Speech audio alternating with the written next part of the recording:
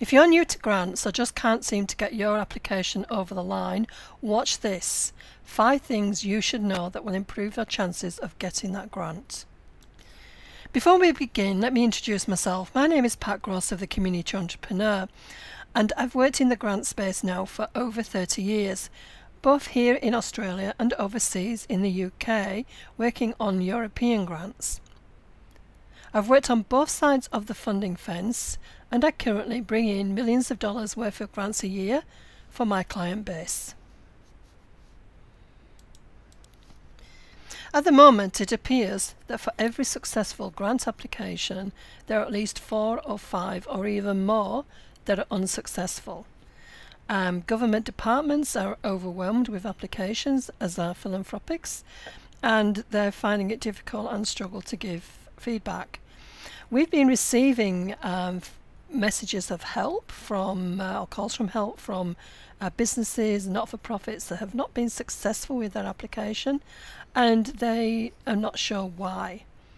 So we've analysed the trends and the common reasons why their applications were not considered strong enough.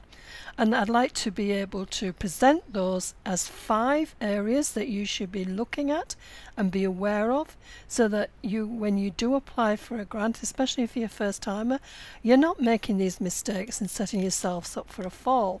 So here we're going to talk about 5 things you should know that will improve your chances of getting that grant. What we noticed, and one of the first mistakes that applicants were making, was that they were very, very profuse in describing what they wanted to do. It was very feature-oriented application, but they weren't actually considering what the funder was asking for, what the funder was wanting. There's two things here. It's you're presenting a solution to a problem that the funder wants to be resolved. And the best thing you can do is to check the guidelines for the aims, objectives and outcomes. Get a highlighter pen, and one of the first things you do is just check out that area in the guidelines and remember.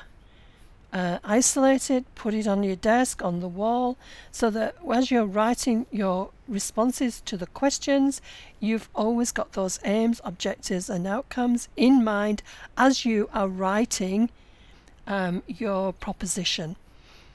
Now we can help you unpack the detail and focus your responses on what the funder wants to hear. Not just on aims, objectives and outcomes, but also for the individual questions.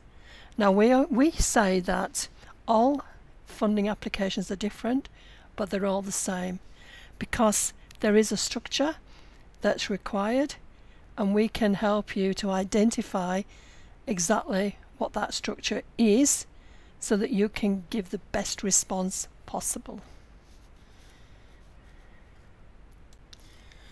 Another common mistake made by first-time applicants is that the application is written in a way where there's an expectation that the funder knows what you're talking about, that they know your community, that they know your market. In fact, what you're trying to do is to turn them into mind readers, and that's not the way how it works. And even if they do know, or somebody in that process, there is a process, an assessment process. It has to be as transparent and as black and white as possible, and therefore it's important that you should always approach your argument by being able to articulate exactly the information around your community or marketplace. You should be able to talk about your data, use data to be able to talk about the demographic. If you're talking about a community or a customer base, talk about the demographic. Bring in research information. Tell the story. But whatever you do, do not be generic. Do not assume. If you're talking about, a community, don't just say where the community is. Talk about what's going on in that community or in that customer base, talk about their needs and quantify. Now we can assist you with that and be able to guide you with the information that you should be including and where you can find the evidence. Another mistake that we see quite often, especially if it's coming from an organisation with that sort of a technical proposition, like for instance a training program or a leadership course, it's so easy to focus, again I'm using the word focus, but it's focusing on the features of what you're going to do, features of the leadership course, features of the training program, and you just happen to mention that you're going to deliver it, for instance, in Western Sydney. It's a blanket proposal. It doesn't get down to the nitty-gritty of the real problem that you're responding to.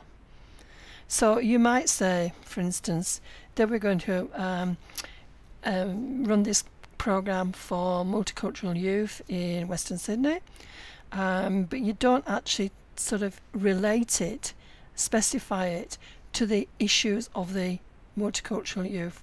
What are their problems specifically? How a leadership program or how a training program is going to lead to some outcomes which are going to then be the outcomes that the funder is looking for. So it's so easy to take your idea and present it as a blanket proposal, but what you must do is focus on the specific needs of the community or your customer base. Bring in the data. If you are marketing, for example, a business in marketing, you're always working to an avatar and a niche, and you have to describe that and sort of get involved with that. It's the same way when you're trying to persuade a funder that your solution is going to solve a problem, but you have to spend more time in how and what the problem is and how it relates. So we can guide you to target and pitch your proposal to those identified needs. When you're desperate for money, it's so easy to be tempted to look at the grants as a golden goose. But unfortunately, that's not how the way the grants work.